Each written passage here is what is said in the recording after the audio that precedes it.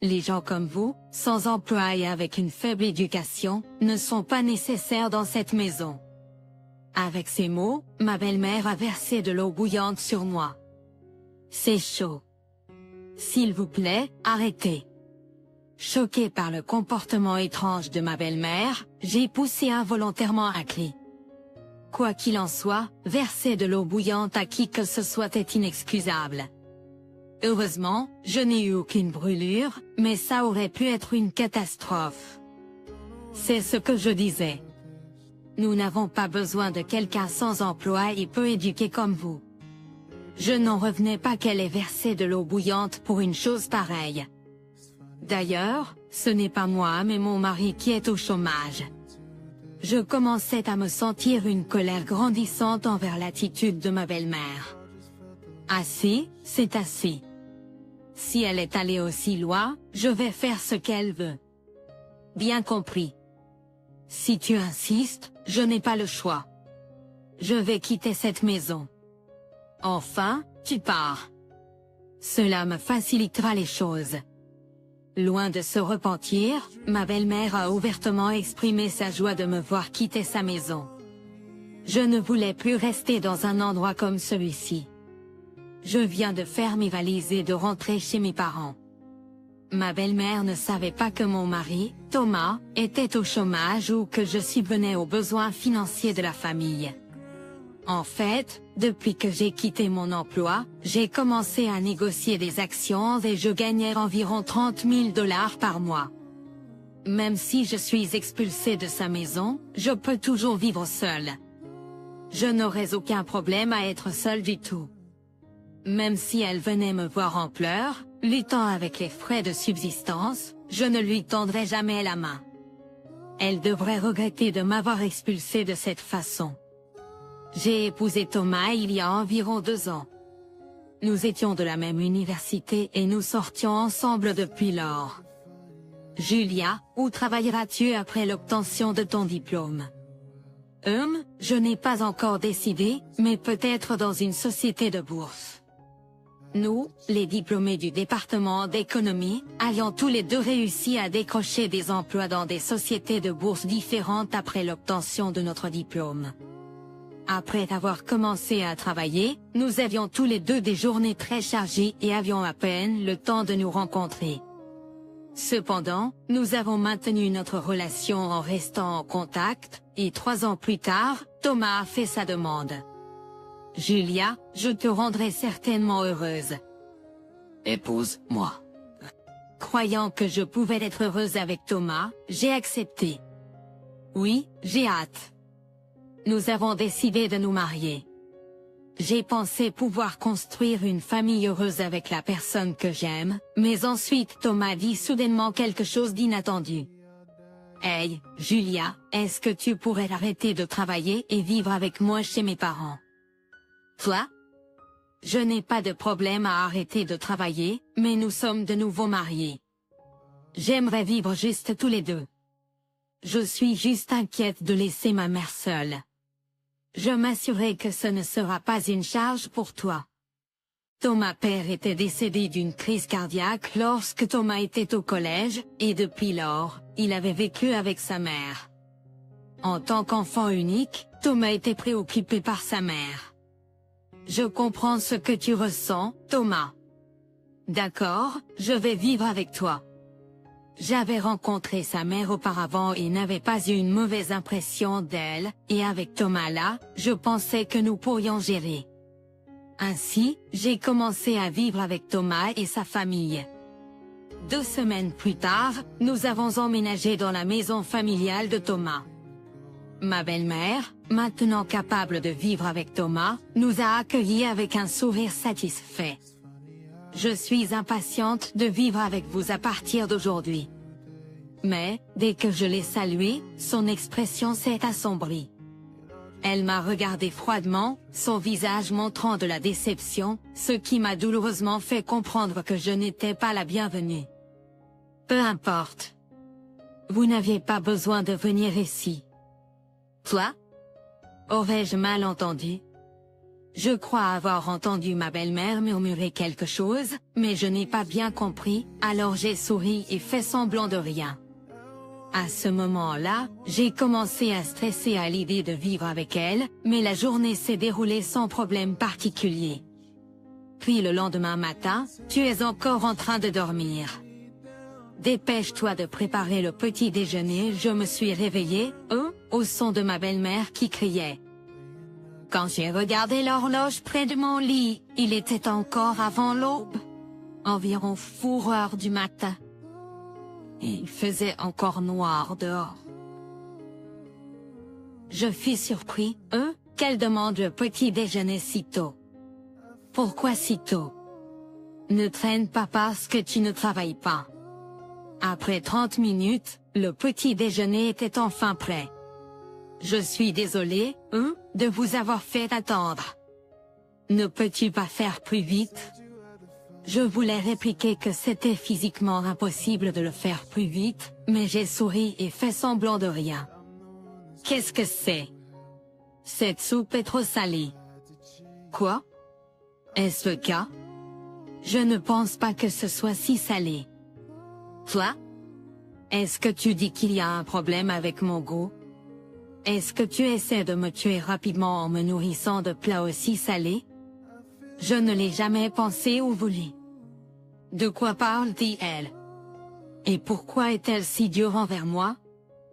Curieuse, j'ai rassemblé mon courage pour demander à ma belle-mère. Pourquoi es-tu si dure envers moi? Curieuse, j'ai rassemblé mon courage pour demander à ma belle-mère.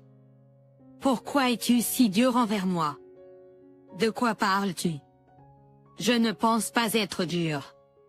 Ou essaies-tu de me faire passer pour la méchante?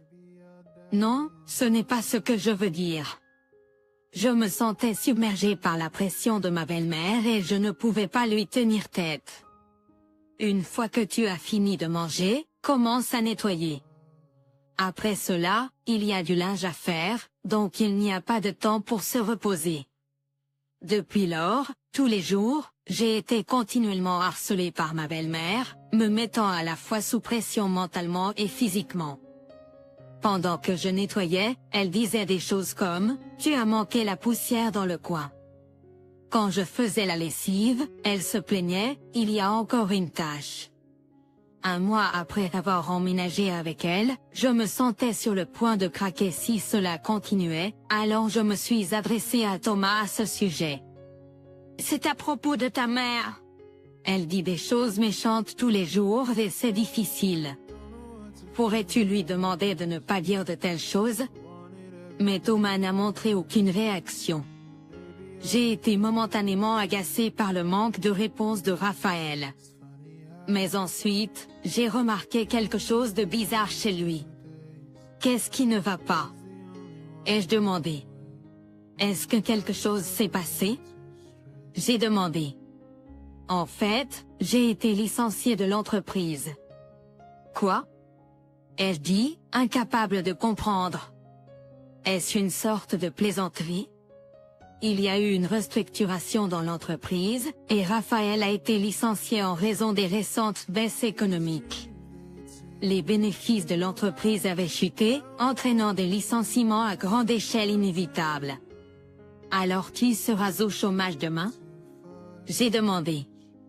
Eh bien, je peux travailler pendant 1 mois supplémentaire après avoir reçu l'avis de licenciement, mais après cela. Heureusement, Thomas avait utilisé ses connaissances de son temps à la société de valeurs mobilières pour suivre les actions. Bien qu'il ait lutté au début, il gagnait maintenant environ 30 000 $ par mois, nous n'étions donc pas en difficulté financièrement. Je réconfortais Thomas et j'avais oublié tous les harcèlements de ma belle-mère. À partir du lendemain, je continuais à subir les mauvais traitements de ma belle-mère. Maintenant que Thomas avait perdu son emploi, je ressentais le besoin d'être forte, d'être celle qui le soutiendrait. 1 mois s'est écoulé et, comme prévu, Thomas a été licencié et est devenu chômeur. Je suis vraiment désolé. Je trouverai un emploi bientôt. Thomas a commencé à chercher un emploi le lendemain de son licenciement, mais progressivement, il a commencé à traîner à la maison toute la journée. Ne devriez-vous pas commencer à chercher un emploi? Plus sérieusement? De manière réticente, je continuais à subvenir aux besoins de notre ménage. Au fur et à mesure que le temps passait, les harcèlements de ma belle-mère empiraient et je me sentais de plus en plus épuisée. Initialement, je pensais que je devais endurer cela car Thomas était au chômage, mais je ne le ressentais plus de cette façon et j'ai passé mes journées à me sentir apathique. Puis un jour, Thomas est sorti de manière inhabituelle le matin. Peut-être avait-il finalement commencé à chercher sérieusement un emploi. Après l'avoir accompagné, j'ai commencé à nettoyer comme d'habitude. Assure-toi que c'est propre. Fais-le correctement, a-t-elle dit en sirotant son café sur le canapé du salon et en me lançant des sarcasmes. Elle vit la belle vie, ai-je pensé, en me sentant agacée. Je l'ai ignoré. Soudain, ma belle-mère a piqué une colère et a commencé à crier, « Comment oses-tu m'ignorer alors que tu n'es qu'une simple bru et que tu n'as même pas d'emploi ?» Elle s'est levée du canapé et m'a fait face. Je me demandais pourquoi elle était si en colère. J'ai continué à nettoyer, en l'ignorant. Sans emploi et sans éducation comme toi, tu devrais quitter cette maison. Ah, elle criait et a ensuite versé de l'eau bouillante sur moi. C'était de l'eau bouillante qu'elle avait préparée pour son café. C'est chaud. S'il te plaît, arrête. J'ai crié involontairement à son action soudaine. Heureusement, l'eau n'était pas bouillante, alors je n'ai pas eu de brûlure, mais ça aurait pu être une catastrophe. C'est ce que je disais. Si tu ne travailles pas, quitte cette maison. Elle souriait en disant cela. J'avais atteint mes limites face à son comportement envers moi. Et c'est Thomas qui ne travaille pas. Je n'avais pas d'autre choix que d'accepter sa demande. D'accord, je partirai. Bien, cela facilitera les choses. Pars vite. Je ne voulais plus passer une seconde de plus dans cette maison. J'ai rapidement fait mes valises et décidé de partir ce jour-là. Ce qui arrivera à ma belle-mère à partir de maintenant ne me regarde plus. Elle le regrettera probablement plus tard. J'ai quitté la maison où je vivais avec Thomas, ma belle-mère, et je me suis immédiatement rendue au domicile de mes parents. À mon arrivée, mes parents ont été surpris par cette visite soudaine, mais ils m'ont accueilli chaleureusement. J'attendais un appel de Thomas, mais il n'y a pas eu d'appel téléphonique ni de message. Il se peut qu'il ne se soucie plus de moi. Me sentant un peu seule, j'ai décidé de ne pas le contacter tant qu'il ne m'aurait pas contacté. Un mois s'est écoulé depuis mon retour au domicile de mes parents, mais je n'ai toujours pas eu de contact de la part de Thomas. À ce stade, mes sentiments pour Thomas se sont estompés, et j'en suis venue à considérer la possibilité du divorce. Car, je pensais que je devrais vous contacter. Un matin tôt, la sonnette de la porte de la maison de mes parents va sonner. Sur le moniteur, j'ai vu, à ma grande surprise, Thomas et ma belle-mère. Maintenant, quoi, après tout ce temps? Oui, que puis-je faire pour vous? Je vous ai pardonné.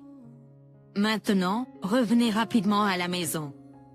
Elle a crié à travers l'interphone comme d'habitude. Vous m'avez pardonné? De quoi parle-t-elle? Qu'est-ce que j'ai fait à elle?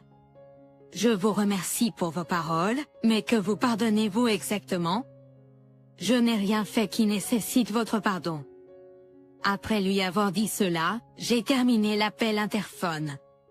Je brillais de colère face à l'attitude de ma belle-mère, qui criait après moi comme d'habitude, lorsqu'elle s'est présentée soudainement.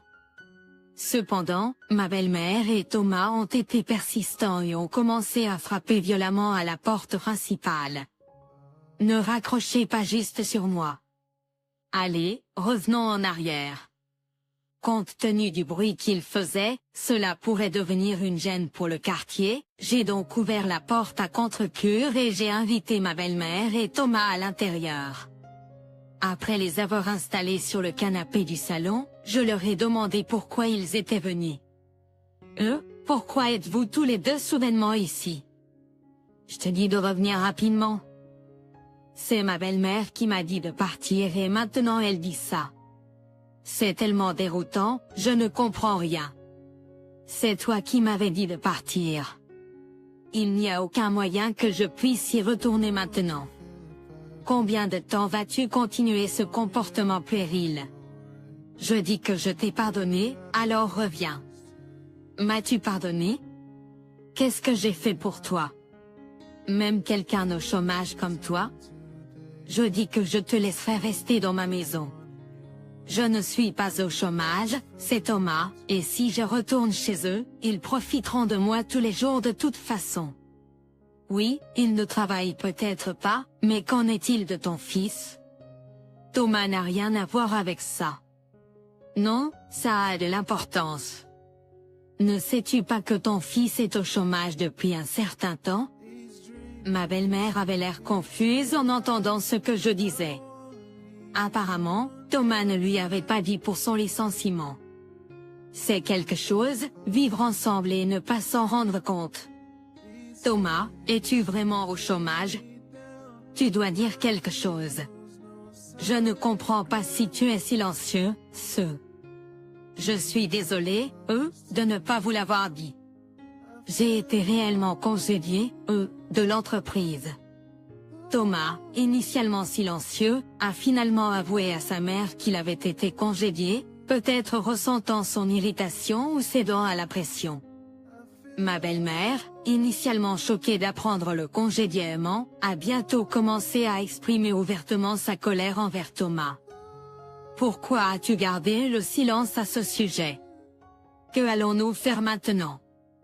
Je n'ai pas encore trouvé de travail, c'est vrai, mais comme Julia a un revenu, nous allons bien, non? Compter sur mon revenu sans même essayer de trouver un emploi.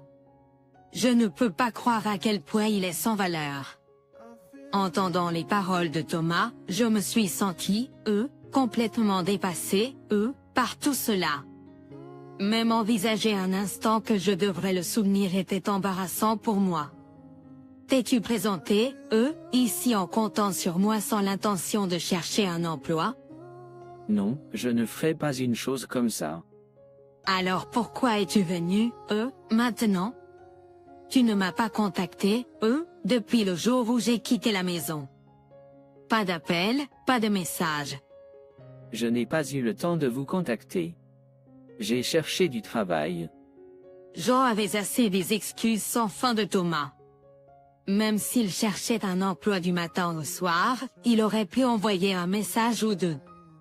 Reviens, interrompit ma belle-mère. Tu reviens? Comment ose-t-elle dire cela?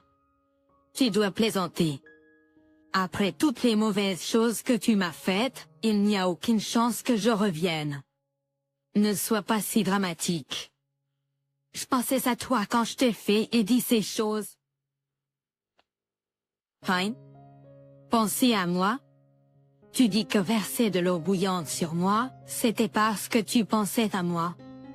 Incapable de supporter cela plus longtemps, j'ai tout laissé sortir à ma belle-mère. Thomas, inconscient du fait que sa mère avait versé de l'eau bouillante sur moi, avait l'air choqué. Mom, tu as versé de l'eau bouillante sur Julia. Vraiment? Oui, c'est vrai. C'est arrivé soudainement pendant que je nettoyais. Je ne me suis pas brûlée, mais j'ai même pensé appeler la police. Mom, pourquoi as-tu fait ça? C'est parce que Julia ignorait ce que je disais. Cet échange a déclenché une vive dispute entre Thomas et ma belle-mère. Ils sont si bruyants, même quand ils sont chez quelqu'un d'autre. Je devrais les faire sortir d'ici rapidement. S'il vous plaît, économisez vos arguments jusqu'à ce que vous rentriez chez vous. Si vous avez terminé ici, s'il vous plaît, partez simplement. Mes paroles ont provoqué un changement complet dans les attitudes de ma belle-mère et de Thomas. Le couple, auparavant si audacieux et affirmé, avait maintenant presque l'air en larmes en suppliant. S'il vous plaît, revenez. Je promets de ne plus rien faire de terrible. Julia, s'il te plaît. Je promets.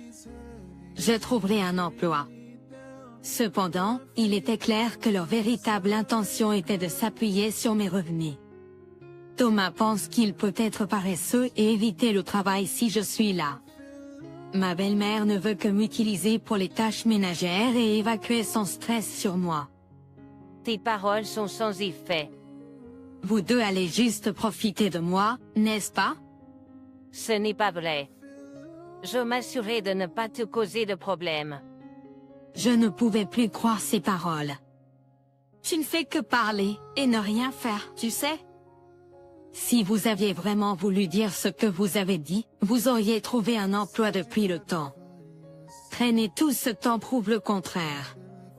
Thomas semblait incapable de répondre, peut-être blessé par la vérité dans mes paroles. Toi, belle-mère, tu dis que tu ne feras plus rien de mal? Qui pourrait croire que, après tous les harcèlements que tu m'as fait chaque jour, tu vas recommencer bientôt? Ma belle-mère, comme Thomas, est devenue silencieuse. Leur silence signifie que ce que je dis est juste. Je suis partie, laissant les deux assis et je suis allée dans ma chambre.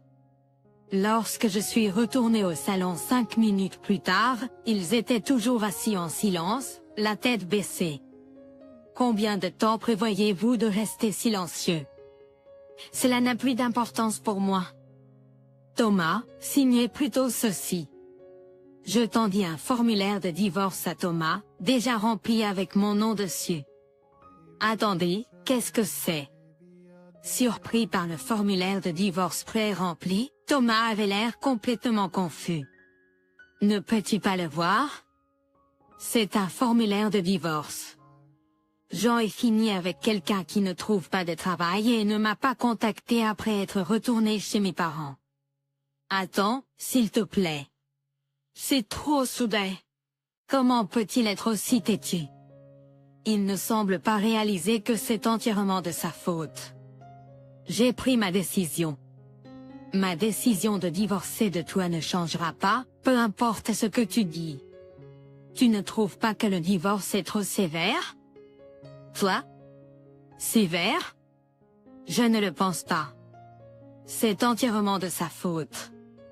Je lui ai parlé froidement et sans émotion, à ma belle-mère. Après tout, elle en est en partie responsable. D'accord, je comprends. Mais ne regrette pas. Semblant avoir abandonné, Thomas a signé le formulaire de divorce, me mettant en garde de ne pas regretter. Mais c'est Thomas qui devrait regretter. Pour la première fois depuis longtemps, j'ai ressenti un sentiment de soulagement.